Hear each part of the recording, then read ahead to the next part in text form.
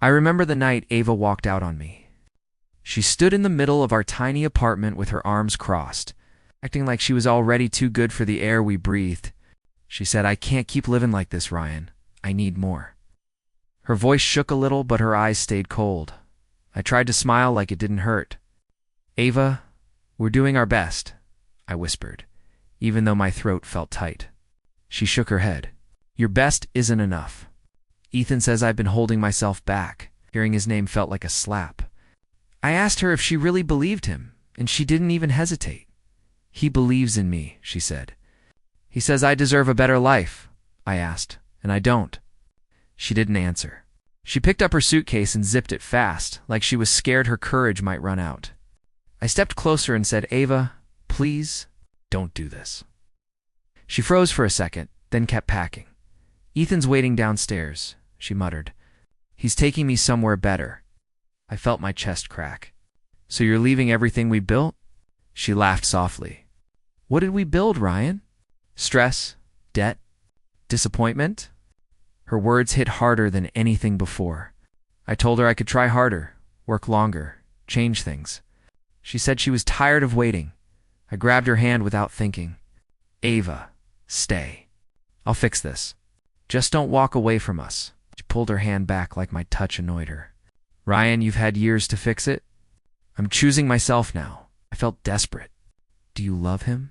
She didn't blink. "He gives me what you never could," I asked. "And what's that?" She said, "Security, respect, a future." I felt something inside me break apart. "So everything we lived through means nothing." She sighed.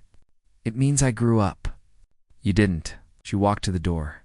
I followed her, begging her to stop, but she didn't even turn around. "Goodbye, Ryan." I stood in the doorway watching her walk down the stairs with her suitcase. I said, "Ava, please, talk to me.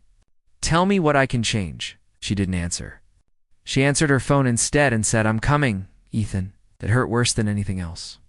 When the door closed behind her, everything inside me went quiet.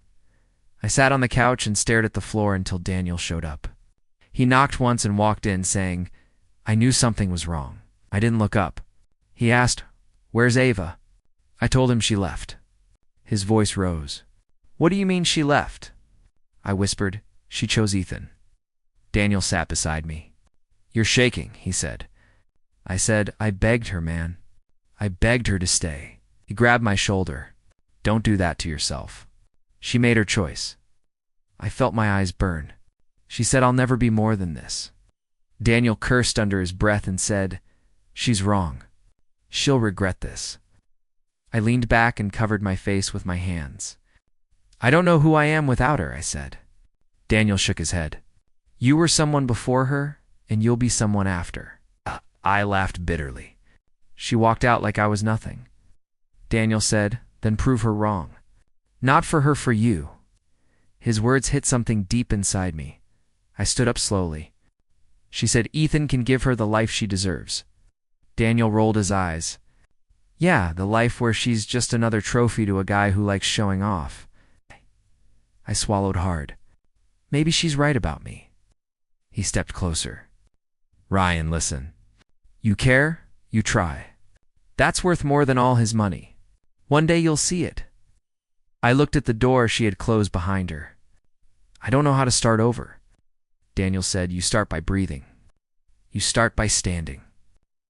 You start by not letting her words define you." I nodded slowly, even though the pain felt like fire in my chest. That night, I made a quiet promise to myself. I would rise. I didn't know how yet, but I knew I wouldn't stay broken forever. Again, CHP.2 Mr. Collins called me into his office the morning after Ava left. I walked in feeling empty, but I still tried to stand straight. He didn't look me in the eyes. He just pointed at the chair and said, "Ryan, sit down. We need to talk." I already knew what was coming, but I asked, "Is this about the project?" He shook his head fast. No, this is different. The company is making changes." I leaned forward. "What kind of changes?" He sighed. "Budget cuts." I said, "Budget cuts. I'm the only one being called in today." He wiped his forehead. "It's not personal. I stared at him. Then say it, Mr. Collins. Say why. We have to let you go. I felt heat rise in my chest. This is because of Ethan, isn't it? He flinched. I don't know what you're talking about, he said. He joined the company last week. He doesn't want me here, Mr. Collins mumbled. Decisions come from higher up. I pushed back my chair. Yeah, from people with richer voices, he whispered. I'm sorry. I grabbed the box he'd set on the table. No, you're not. You're scared. He didn't deny it. When I stepped out of his office, everyone in the hallway went quiet. I kept my eyes on the floor, but I could still feel them staring. Someone whispered my name. Someone else said, "Did he get fired?" I gripped the box tighter. My hands shook. Lily stepped in front of me near the elevator. Ryan, wait. Her voice was soft. I tried to move around her, but she touched my arm gently. Please, talk to me. Swallowed hard. Not today, Lily. She shook her head.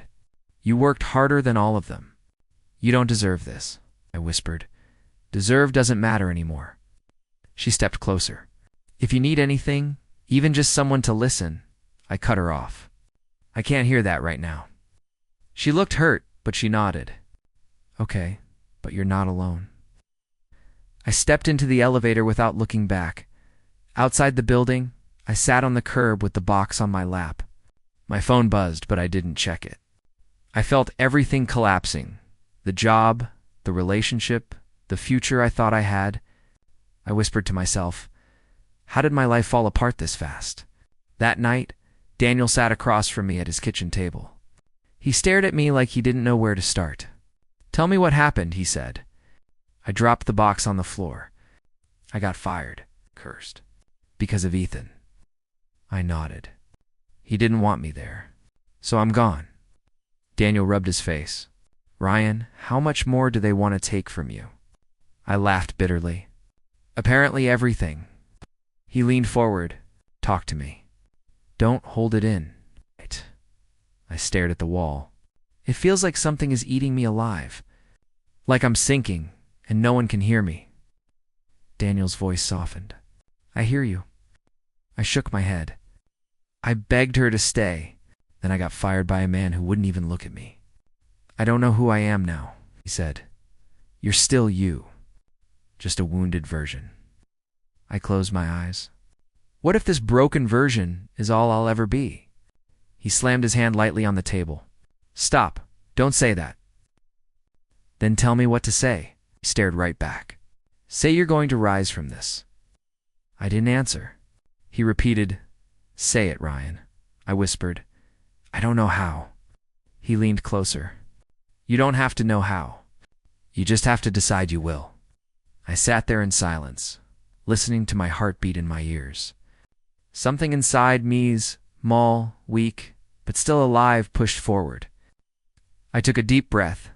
Fine, then I'll say it. He waited. I whispered, I will rise. The words felt fragile, but they were mine. I said them again, stronger. I will rise. I didn't know when. I didn't know how. But that night, with pain still burning in my chest, I made myself a promise.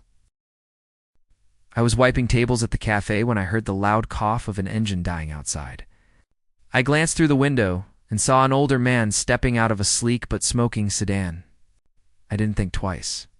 I just rushed out. Sir, do you need help? I asked. He looked at me with tired eyes. Only if you know how to stop a car from embarrassing an old man. His tone was warm, teasing, and I laughed without meaning to. I popped the hood, fiddled with the loose battery connector, and the engine coughed back to life. Just loose, I said. You fixed it that fast? He asked. What do I owe you? Nothing, I said. You looked stressed. That was enough. He studied me. People don't usually help without expecting something. Not people, I replied. He laughed again, deeper this time, and leaned against the car like he suddenly wanted to stay longer. Sit with me for a moment, he said. My name's Hale, and you are? Ryan, I said. Just a worker trying to survive the week. He motioned at the sidewalk bench. Join me, Ryan. I hesitated but sat. He asked simple questions. Why do you work 2 jobs? Why do you look exhausted? Why do you still smile? I answered honestly. Life collapsed after a breakup. I'm rebuilding. He nodded slowly like he understood too well. You didn't ask what I do, he said. Does it matter? I replied. You're just a guy with a broken car. Gave a soft smile. Most people care much. I'm not most people, I said. He tapped his cane lightly. I like that. After a few minutes, he stood. Ryan, give me your number. I'd like to talk again. It sounded strange, but something about him felt genuine. I scribbled it on his card. Good. Expect a call, he said before driving off. I didn't expect anything. 2 days passed. Then my phone buzzed. Unknown number. Ryan, the voice said, come to the Hale investment building at noon. My heart dropped. Wait, Hale, as in the billionaire, I whispered. I told you I'd fix embarrassing situations, he chuckled. I arrived at a towering glass building.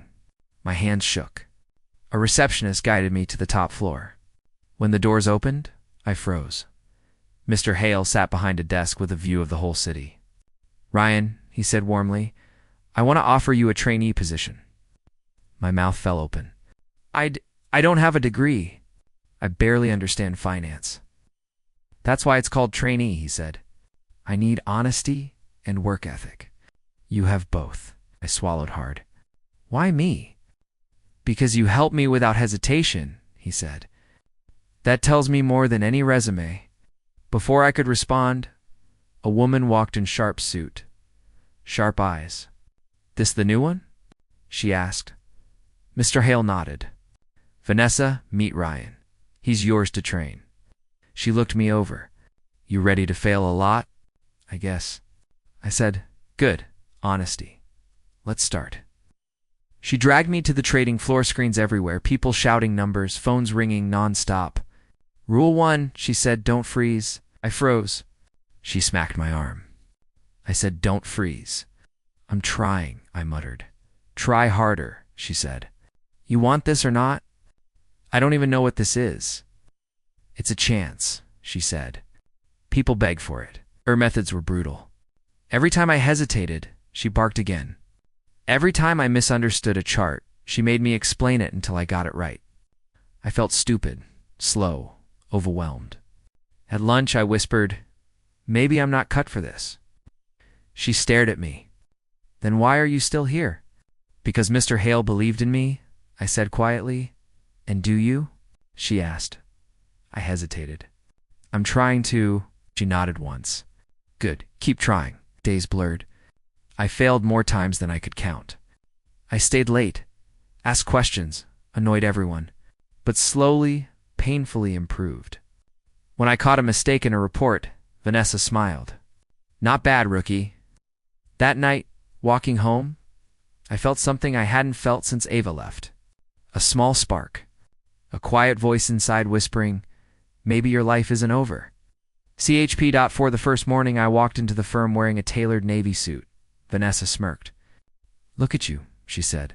Trying to look like you belong? I'm starting to believe I do, I replied.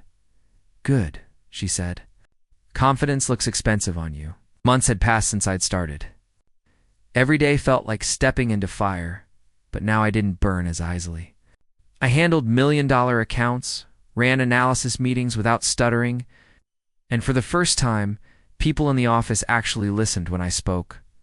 One afternoon, I handed Vanessa a report. She skimmed through it, raised an eyebrow, and said, You're improving too fast. Should I be worried you'll take my job? If that's the plan, I said, consider yourself warned. She laughed a short, sharp sound. Keep going like this, rookie. You might survive this place. Daniel celebrated my progress more than anyone. When we met at my new apartment, he whistled loudly. Bro, this place looks like the kind of apartment we used to Google and dream about. Yeah, I said, placing takeout on the counter. Feels strange, like I'm living someone else's life. No, he said. You earned this. We spent hours talking. At one point, he nudged me. Lily asked how you're doing. She sounded Interested? I tried to brush it off. She's just being nice. Nice doesn't sound like that, he said. You should talk to her. I don't know, I murmured. I'm not ready. Later that evening, Lily called. Her voice was soft. Daniel said you're glowing lately. Can I see the glow myself? I laughed. Sure. Come over tomorrow. When she arrived, she looked around my apartment in awe. You really upgraded your life, she said. I upgraded everything except my heart, I replied before I could stop myself. She sat beside me. You're still hurting, aren't you? Ava's betrayal doesn't go away easily, I admitted. Every time I think about trusting someone again, something inside me freezes. Lily didn't flinch, then unfreeze slowly. With someone who understands, I went quiet. I felt something warm inside me, but also fear. I don't want to break again, I whispered. Then don't do it alone, she said. The next day at work, Mr. Hale called me into his office. Ryan, he said, I want your opinion on this acquisition. He slid a file across the desk. Tell me what you'd do. I felt the weight of the moment.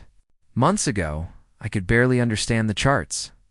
Now he trusted me with decisions worth more than anything I had known. I took a breath. I'd hold, I said. The numbers look good now, but the volatility is too sharp. Mr. Hale nodded slowly. Exactly the answer I hoped for. You're seeing clearly. Hearing that from him did something to me. It felt like a door I'd been knocking on for months, finally opened. During lunch, Vanessa bumped my shoulder. Boss said you impressed him. He did? I asked. Yeah, she said. Don't look so shocked. I just can't believe how far I've come. Ken, she said. You didn't quit. That's all leadership is. In the evenings, I started visiting places Ava mocked me for even imagining. The rooftop restaurant where she said I'd never afford a meal. The boutique store where she laughed at the price tag and called me unrealistic. The riverfront condo model home I once stared at through the window. Now I could walk in. I could sit. I could buy. And every time, I whispered to myself, look at me now. Oh. One night, standing at the rooftop restaurant's balcony, I felt Lily beside me. You brought me here, she said. Why? I needed someone to see this version of me, I answered. The real you, she said gently. Maybe, I whispered, or maybe the version I'm still trying to become. She placed her hand on mine. You're not alone anymore. Stop acting like you are. I looked at her fingers, touching mine warm, steady, patient. I wanted to let that warmth in, but a shadow inside me still whispered Ava's name. Her betrayal, her cold laughter the day she walked away. Lily looked at me carefully. You're scared, I am. But you're also changing, she said. Everyone sees it. Even you feel it. I exhaled slowly. Yeah, I do. And for the first time, standing above the glowing city I once thought belonged only to people better than me, I felt something real, something powerful surging through me. Hope. I got the call early that morning. Mr. Hale's voice was calm but firm. Ryan, I want you to take over as acting director of the investment division. I trust you. I froze. Wait, what? He chuckled softly. I don't chuckle often. Consider it your moment. Me. Really, my heart raced. Are you sure? Absolutely, he said. You've earned it. Now run with it. I hung up and sank into my chair, staring at my hands. Daniel walked in minutes later, eyes wide. Wait, you're telling me Hale made you director? I nodded. Acting director. It's real, Dan. I don't know how to process it. He slapped my back. Process later. Celebrate now. Holy, this is huge! I can't celebrate yet, I said. There's so much responsibility. If I fail, Ryan, you're not going to fail, Daniel interrupted. You've handled million-dollar accounts. Now it's just bigger numbers, I sighed. Yeah, bigger numbers, bigger people, bigger problems. Words spread fast. I overheard whispers in the office. He's the acting director? Ryan, from part-time trainee? Some eyes looked skeptical, others surprised. I caught Vanessa watching me with a small smile. "Not bad," she muttered. "You're growing faster than I expected." "Thanks," I said. "I'm trying to keep up." During lunch, Daniel nudged me. "Any calls from the outside world?" I shook my head, and he smirked. "Be careful what you wish for." That night, Daniel dropped a text from Ava. It read, "Ryan, I heard. I just want to know how you're doing." I stared at the screen. My fingers hovered. I didn't reply. I threw the phone onto the couch. "She can't reach me," I muttered. "Not now. Not ever." Daniel frowned. "She left you. You've got everything now. Don't let her back in." "I know," I whispered. "But part of me still aches." Later, Lily came over. She noticed my phone screen. Someone trying to get through? I shook my head. "Just old ghost. Does it hurt?" she asked softly. I shrugged. "It does. But some things I can't fix. Not anymore." Lily stepped closer. "Good. That's her problem, not yours." I looked at her, really looked. The warmth in her eyes made me realize something. She didn't care about my title, my apartment, or the money. She cared about me, the real me. Not the version that Ava mocked, or that Ethan couldn't tolerate. "You're different now," she said, "but you're still you. And I like you for that." I swallowed hard. It's nice hearing that. Really nice. The next day, I saw the news about Ethan. His company was crumbling. Bad decisions, risky investments, insider mistakes. It was all unraveling fast. Karma, I thought. Not revenge, just natural consequences. Daniel leaned over my shoulder while we reviewed reports. "It looks like the world's turning in your favor." "Yeah," I said quietly. "Feels like it." I felt a strange mix inside me. Satisfaction, guilt, confusion, and lingering pain. Ava's betrayal still cut deep, but it no longer defined me. My power was growing, my decisions mattered, people were starting to respect me for it. Lily placed her hand over mine across the table.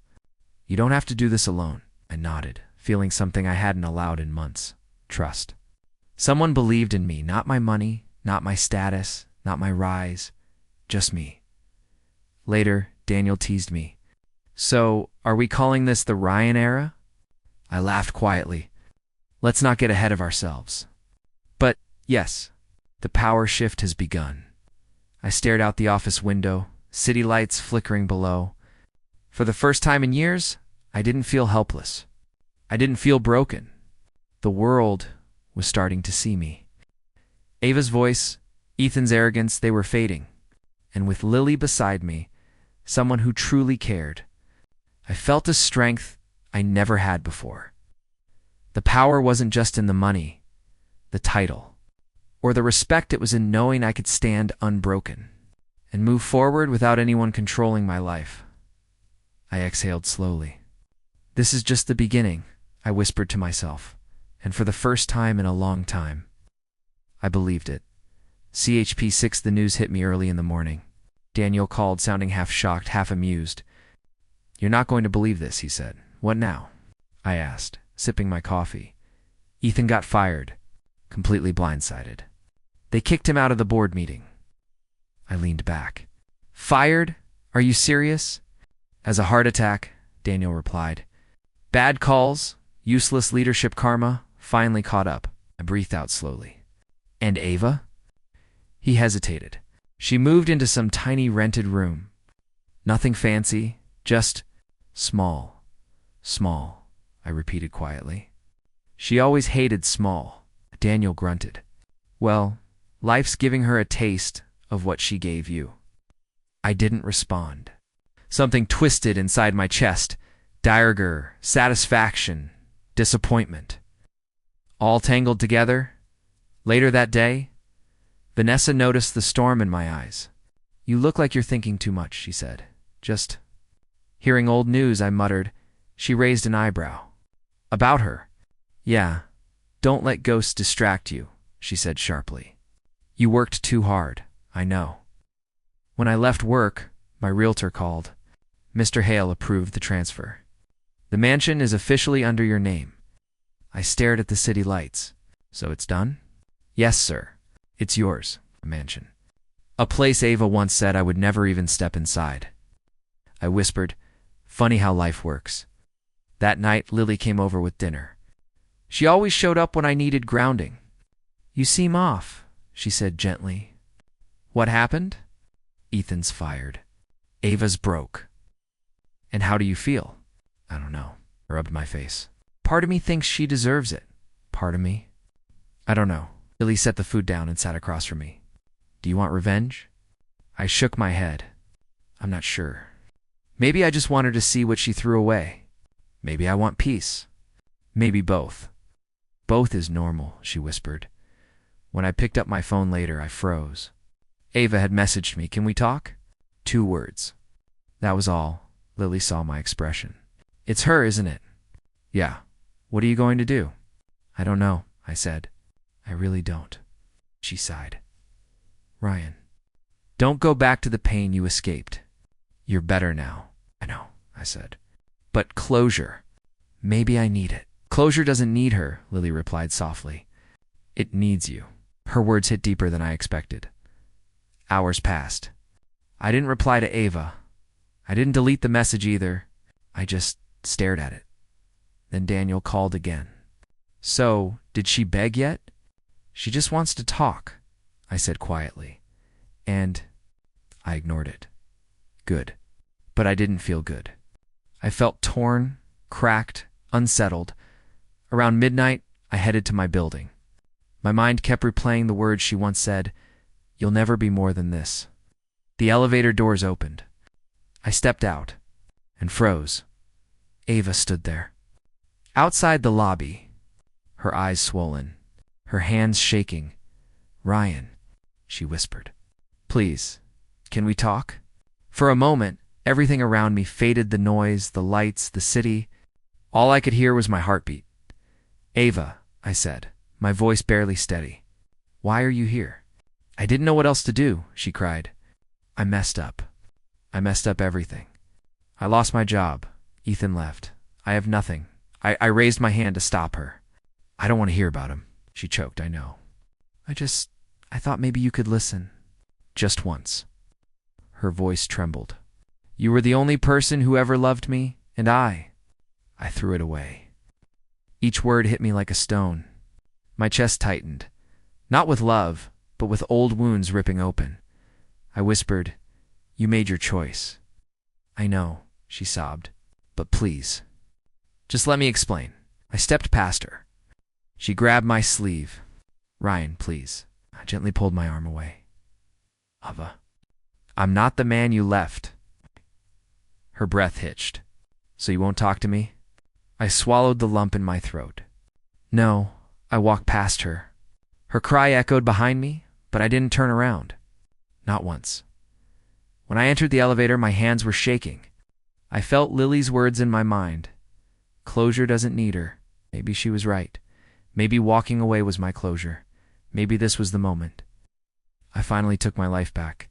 I exhaled as the doors closed. This is where the past ends, I whispered. And for the first time, I meant it. The night of the housewarming was alive with music, laughter, and the clinking of glasses.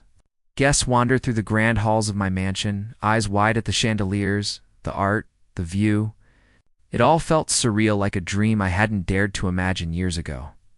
Then I saw her, Ava, shivering outside the iron gates, her face wet with tears. I froze mid-step, my chest tightening. My heart wanted to race toward her, but my mind slammed the brakes. Daniel nudged me. She's... Wow. You see her? I see her, I said quietly, my voice rough. He raised an eyebrow. What are you going to do? I didn't answer. I just walked to the front entrance. The cold night air bit through my coat as I opened the gate. Ava stumbled back when she saw me, her sobs breaking through the night. Ryan. Please, just talk to me, she cried. I made a mistake. I shouldn't have left. I stepped closer, keeping my distance. Ava, her hands reached toward me. I know I hurt you, but I need you to listen. please. I swallowed hard. Rage, sadness, and something else pity warred inside me. Why now? I asked. After everything? She trembled, her voice small. Ethan, he used me. I thought he cared, but he didn't, and I made the worst mistake of my life. I clenched my fists. Every word she spoke echoed through the years I had spent picking up the pieces she shattered. Do you even understand what you did to me? I asked. Yes. I know. I see it now, she cried. I see how much I destroyed you. I'm sorry. Please, I can fix this. We can try again, can't we? I shook my head slowly. You don't get it, Ava. You didn't break me. Her eyes widened, searching mine. What? You didn't break me. You built me, I said, voice steady but strong. Every lie, every betrayal, every moment you left me wondering if I was enough, it all built the man standing in front of you. Tears streamed down her face. Ryan, I never meant... I cut her off. No, stop. I'm not that man anymore. I'm not the one who begged. I'm not the one who let someone else control my life. That man is gone. Ava shook, sobbing openly now. But I love you. I made a mistake. I love doesn't undo the past, I said. And apologies don't rebuild what you destroyed. She fell to her knees, hands gripping the cold iron gate. Please, just let me explain.